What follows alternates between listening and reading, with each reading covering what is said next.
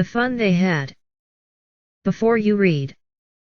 The story we shall read is set in the future, when books and schools as we now know them will perhaps not exist. How will children study then? The diagram below may give you some ideas. Learning through computers. Robotic teacher. Moving e-text. In pairs, discuss 3 things that you like best about your school and 3 things about your school that you would like to change. Write them down. Have you ever read words on a television, or computer, screen? Can you imagine a time when all books will be on computers, and there will be no books printed on paper? Would you like such books better? Margie even wrote about it that night in her diary. On the page headed May 17, 2157, she wrote, "Today Tommy found a real book." It was a very old book.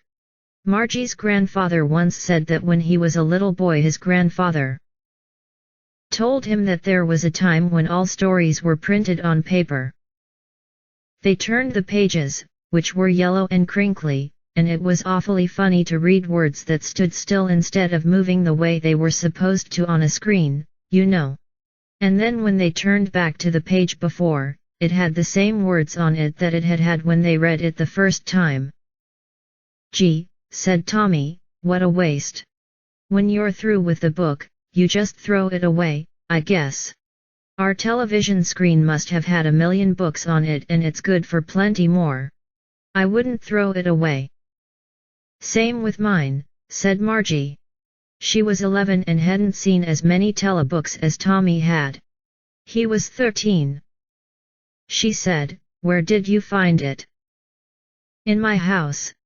He pointed without looking, because he was busy reading. "In the attic." "What's it about?" "School." Margie was scornful. "School? What's there to write about school? I hate school." Margie always hated school, but now she hated it more than ever. The mechanical teacher had been giving her test after test in geography and she had been doing worse and worse until her mother had shaken her head sorrowfully and sent for the county inspector. He was a round little man with a red face and a whole box of tools with dials and wires. He smiled at Margie and gave her an apple, then took the teacher apart. Margie had hoped he wouldn't know how to put it together again, but he knew how all right, and, after an hour or so, there it was again, large and black and ugly, with a big screen on which all the lessons were shown and the questions were asked. That wasn't so bad. The part Margie hated. Crinkly, with many folds or lines. Attic, a space just below the roof, used as a storeroom. Scornful, contemptuous, showing you think something is worthless. Most was the slot where she had to put homework and test papers. She always had to write them out in a punch code they made her learn when she was 6 years old, and the mechanical teacher calculated the marks in no time. The inspector had smiled after he was finished and patted Margie's head. He said to her mother, "It's not the little girl's fault, Mrs. Jones. I think the geography sector was geared a little too quick. Those things happen sometimes. I've slowed it up to an average 10-year level. Actually, the overall pattern of her progress is quite satisfactory." And he patted Margie's head again. Margie was disappointed. She had been hoping they would take the teacher away altogether. They had once taken Tommy's teacher away for nearly a month because the history sector had blanked out completely. So she said to Tommy, "Why would anyone write about school?" Tommy looked at her with very superior eyes. "Because it's not our kind of school, stupid. This is the old kind of school that they had hundreds and hundreds of years ago." He added loftily, pronouncing the word carefully, "centuries ago." Margie was hurt. "Well, I don't know what kind of school they had all that time ago." She read the book over his shoulder for a while, then said, "Anyway, they had a teacher. Slot, a given space, time, or position.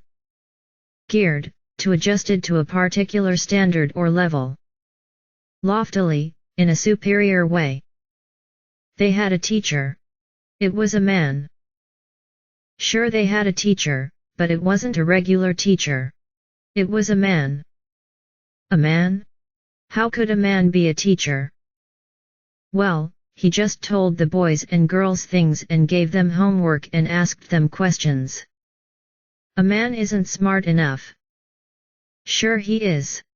My father knows as much as my teacher. He knows almost as much, I betcha. Margie wasn't prepared to dispute that. She said, I wouldn't want a strange man in my house to teach me. Tommy screamed with laughter. You don't know much, Margie. The teachers didn't live in the house. They had a special building and all the kids went there. And all the kids learned the same thing. Sure, if they were the same age. But my mother says a teacher has to be adjusted to fit the mind of each boy and girl it teaches and that each kid has to be taught differently. Just the same, they didn't do it that way then. If you don't like it, you don't have to read the book. I didn't say I didn't like it, Margie said quickly. She wanted to read about those funny schools. They weren't even half finished when Margie's mother called, Margie. School. Margie looked up. Not yet, Mama. Now, said Mrs. Jones. And it's probably time for Tommy, too. Margie said to Tommy, Can I read the book some more with you after school? Maybe, he said nonchalantly. He walked away whistling, the dusty old book tucked beneath his arm.